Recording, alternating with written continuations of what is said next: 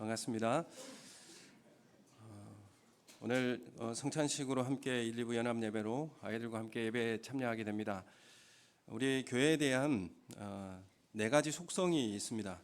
교회를 이야기할 때에 네 가지 표지, 속성을 이야기하고 있는데 첫 번째가 통일성, 그리고 보편성, 거룩성, 사도성 이렇게 네 가지가 있습니다. 그래서 이 교회의 속성을 네 가지로 정리하게 되는데 첫 번째 이 통일성에 대해서 말씀을 드리면 자막을 좀 띄워주시면 좋겠습니다. 이 통일성이라고 하는 것은 예수 그리스도를 머리로 한 하나의 교회다.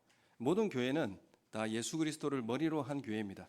그래서 이러한 속성이 있죠. 그래서 그걸 통일성이라고 합니다. 이 모든 교회가 예수 그리스도가 머리 되는 그런 교회라 이렇게 말씀드릴 수 있고요. 두 번째는 넘겨주시면 거룩성입니다. 거룩성이라고 하는 것은 세상과 분리된, 구별된 사람이라 이렇게 해서 거룩성이라고 하는 특별한 속성이 있습니다. 그리고 세 번째는 뭐냐면 보편성입니다. 보편성이라고 하는 건 누구든지 예수 그리스도를 믿는 사람으로 교회가 존재하게 된다. 지위를 막론하고 그리고 두세 사람이 모이는 곳에, 그래서 예수 그리스도를 주로 시인하는 누구나 다 교회의 일원이 될 수 있다라고 하는 것이 바로 보편성입니다. 그래서 우리 교회가 오늘 보편성에 대해서 말씀을 드리기 때문에 우리 교회가 다른 교회보다 또 특별하다 아니면 최고라 하는 의식과 자랑도 사실 이 보편성 가운데는 의미가 없는 것이죠. 어느 지역에 부자 동네에 있어서 좋은 교회가 아니고 어느 지역 가난한 그 농촌에 있는 교회가 나쁜 교회가 아니라는 거죠. 지위가 낮은 교회가 아닙니다. 다 보편적인 예수 그리스도 안에서의 하나된 교회, 그리고 우리가 좀 다르다라고 하는 그런 교회는 교회가 아니다라는 것을 말씀드릴 수가 있습니다. 그래서 예수 그리스도를 믿는 모든 사람이 한 공동체 안에 교회로 존재할 수 있다. 그것을 이제 보편성이라고 이렇게 말씀드릴 수 있고, 그리고 네 번째 사도성이 있습니다. 사도성이라고 하는 것은 사도들의 가르침 위에 세워진 교회. 사도들의 가르침이라고 하는 것은 사도들은 예수님께 가르침 받은 사람들이지 않습니까? 예수님의 말씀이 우리에게 가운데 전해지는 그런 말씀의 위에 서 있는 교회다 이렇게 말씀드릴 수 있죠. 그게 사도의 터 위에 세워진 교회다. 그래서 사도성을 이렇게 말하고 있습니다. 그래서 오늘 이 보편성에 대해서 말씀드리고 기를 원하는데, 이 보편성이라고 하는 것은 모든 시대, 모든 지역, 모든 신자들을 모두 교회의 일원이 되게 하는 것입니다.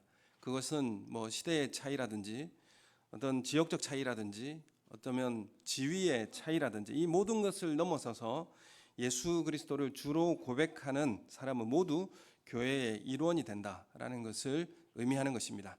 그래서 우리 교회가 이러한 보편적 교회를 이루어내는 우리의 교회가 되기를 소원합니다. 그 중에 특별히 오늘 사도행전 13장에 나오는 안디옥 교회 하면 생각나는 것이 무엇인가라고 할 때에 안디옥 교회는 예루살렘 교회가 처음 초기 교회가 세워졌고요.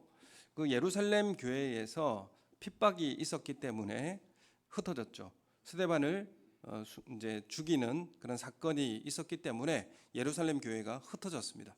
그래서 예루살렘 교회가 흩어짐으로 그 흩어진 성도들을 통하여서 세워진 교회가 안디옥 교회입니다. 그래서 안디옥 교회는 이방 땅에 세워진 교회거든요. 그래서 예루살렘 교회와 안디옥 교회는 좀 구별이 되는 것이 있습니다. 예루살렘 교회는 그래서 유대인들을 중심으로 한 교회였다라고 하면 안디옥 교회는 이방인들을 중심으로 세워진 교회다 이렇게 말씀드릴 수 있는 거죠. 그래서 이 안디옥 교회는 어떻게 세워졌냐면 흩어진 성도들이 그곳에 모여서 세워진 교회가 안디옥 교회인데 평신도들을 통해서 세워진 교회였다 이렇게 말씀드릴 수 있습니다. 누가 선교사가 가서 그 교회를 세우고 지도자가 세워져서 그 교회를 세운 게 아니죠. 그 핍박을 통해서 자연스럽게 안디옥 교회가 세워진 것입니다. 그래서 평신도들을 통해서 세워진 교회다 이렇게 말씀드릴 수 있고, 그리고 이방인들로 이루어진 이방의 첫 교회다 이렇게 말씀드릴 수 있습니다. 예루살렘 교회는 유대인들의 주류를 이룬 교회였다고 한다면 사실 예루살렘 교회로만 쭉 이어졌다면 이 보편적 교회가 이루어졌을까라는 생각을 해볼 수 있습니다. 왜냐하면 이방인들을 환대하지 않았기 때문에 사실 예루살렘 교회는 이 핍박을 통해서 이방 교회가 세워진다는 것은 이 보편적 교회로 나아가는 첫걸음이 되었다, 이렇게 말씀드릴 수가 있는 것이죠. 그래서 이 핍박도 나쁘다 이렇게 말씀드릴 수가 없는 것이죠. 우리에게 오는 이 어려움도 어쩌면 하나님의 그 역사를 이루기 위한 그런 한 발짝이 될 수 있기 때문에 그렇습니다. 그래서 이방인들로 이루어진 이 이방 땅의 첫 교회가 안디옥 교회였는데, 자신들을 핍박하고 그리고 스데반을 죽였던 그 현장에 있었던 그 사울을, 그 원수 사울이 있지 않습니까?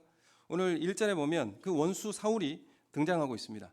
그 안디옥 교회의 일원으로 나오고 있죠.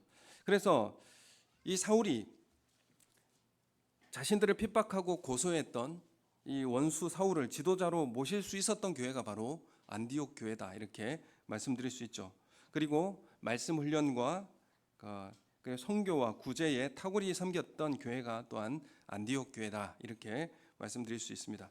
그래서 우리에게 교회를 어떻게 보는가에 대한 문제가 중요합니다. 교회 가치는 어떻게 세우는가? 교회는 어떤 교회가 좋은 교회인가?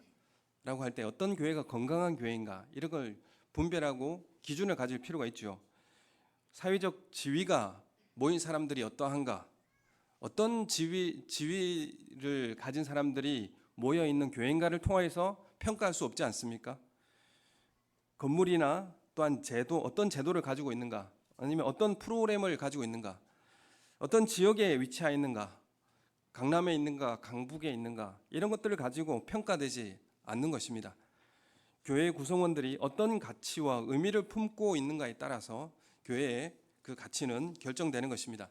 오늘 이 말씀은 안디옥 교회의 지도자들의 구성원들을 소개하고 있습니다. 그래서 영적 지도자들을 소개하고 있는데, 안디옥 교회는 선지자들과 교사들인 이 교회 지도자들을 13장 1절에 소개하고 있습니다. 바나바, 시몬, 루기오, 마나엔, 사울, 이렇게 5명의 지도자를, 영적 지도자를 언급하고 있습니다. 왜 제가 오늘 이 말씀을 전한 줄 알겠죠? 오늘 장로 후보자 선정을 위한 공동회의가 있기 때문에 그렇습니다. 이 안디옥 교회는 다양한 사람들을 교회 지도자로 세워놓고 있습니다. 한 사람씩 보면 바나바는 유력한 가문 출신의 레위인 정통파 유대인입니다. 이 바나바는. 그리고 그 뒤에 시므온이라고 나오는데 니게르라 하는 시므온이다, 이렇게 말하고 있습니다. 니게르라고 하는 것은 니그로라고 하는 그런 의미에서 이제 파생되는 말인데, 아프리카 출신의 흑인입니다. 그래서 흑인이라고 하는 것이 이게 말은 하면 되는 거죠. 예.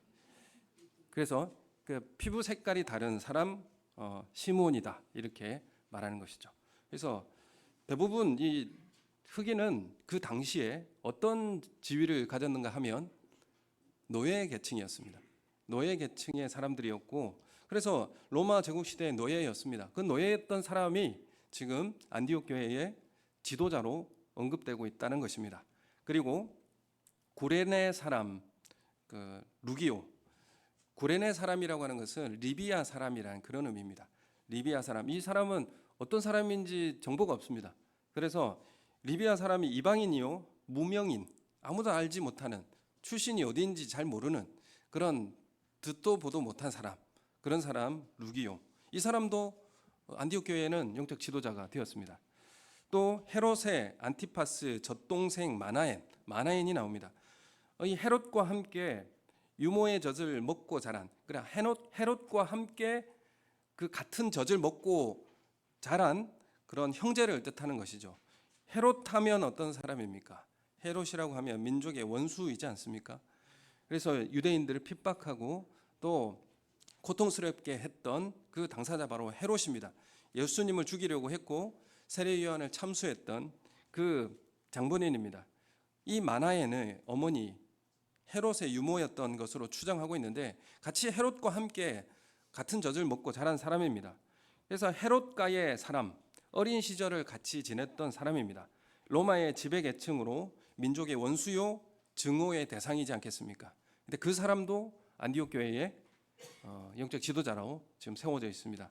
그리고 사울, 우리가 잘 알고 있는 바울이라고 하는 사울도 그리스도인들을 핍박하고 박해했던 초대교회의 원수이자 대적자입니다. 이 바리새파 출신의 교육을 많이 받은 지성인이었죠.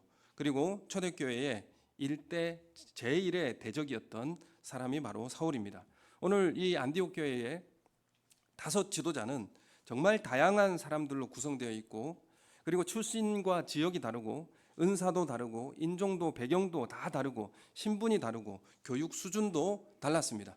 그런데 이 사람들을 영적 지도자로 세울 수 있었던 교회가 바로 어떤 교회냐면 안디옥 교회다라는 것을 말씀드릴 수 있고, 이런 교회가 주님의 뜻에 합당한 건강한 교회다, 이렇게 말씀드릴 수 있습니다. 교회의 4가지 표지 중에 한 가지인 보편성에 대해서 갖추어진 그런 교회라, 이렇게 말씀드릴 수가 있는 것입니다. 안디옥 교회는 다양한 사람들이 함께 모여서 보편적 교회를 이루어낼 수 있었던 그런 교회라, 이렇게 말씀드릴 수 있는 것이죠. 여러분, 우리가 이 사람은 지도자로 괜찮은데 이 사람은 좀 내 생각이 아닌 것 같다라고 판단할 수 있겠죠. 그러나 우리가 주님 안에서 깊이 기도하고, 그리고 그 하나님의 선택을 받아들일 수 있는 그런 믿음이 우리 가운데 필요합니다. 중국의 진시 황제는 이민족을 막기 위해서 뭘 쌓았습니까? 만리장성을 쌓았습니다. 성을 쌓았죠. 로마 제국은 무엇을 만들었습니까? 세계로 연결하는 길을 내는 로마 가도를, 고속도로를 만들었습니다. 중국은 이 만리장성을 축조하면서 성 안에 있는 자들은 중화, 우리가 세계 중심이라, 이렇게 말했습니다. 그리고 성 밖에, 그리고 만리장성 밖에 있는 사람들은 뭐라고 불렀습니까? 오랑캐라고 그렇게 분류를 했습니다. 우리가 세상의 중심이다, 그렇게 중화 사상을 그렇게 이제 주장했죠. 과도한 이 만리장성 축조로 인해서 진나라의 몰락의 원인이 바로 여기에 있었습니다. 로마의 길은 물류와 정보의 수송로가 될 수 있고, 또 반면에 적들이 침공할 때 이용되는 위험성이 있는 양날의 날이었습니다. 그러나 로마는 도로를 선택했고, 그 열린 길로 수없이 새로운 바람을 맞이하게 되었습니다. 로마는 도로를 선택했고, 그 열린 길로 인하여서 많은 지역과 사람들과 소통했고, 또한 새로운 바람을 맞이하게 되었습니다. 그 바람으로 로마는 날로 신선해지게 되었습니다. 안디옥 교회는 서로 다른 이유로 만리장성을 쌓고 성을 쌓고 하나가 될 수 없는 상황이었습니다. 사실 난 배경도 다르고 흩어진 사람들로 인해서 모인 그런 교회였습니다. 그래서 서로가 성을 쌓고 나누어질 수 있었던 그런 교회가 안디옥 교회였습니다. 그러나 안디옥 교회는 예수 그리스도의 사랑으로 벽을 허물고 성을 허물고 길을 내어서 사랑과 소통의 공동체로 만들어가게 된 것입니다. 하나님 나라는 바벨탑과 같이 성을 쌓지 않습니다. 나만의 성을 쌓지 않고 우리만의 성을 쌓지 않습니다. 우리 공동체만의 성도 쌓지 않습니다.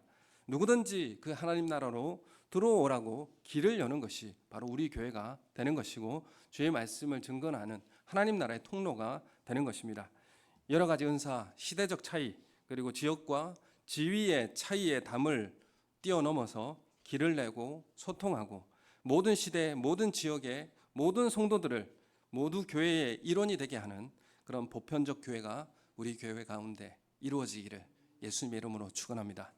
누구도 소외된 사람이 없이, 누구도 홀로 눈물을 흘리는 그런 일이 없도록 하는 그런 교회가 세워지기를 예수님의 이름으로 축원합니다.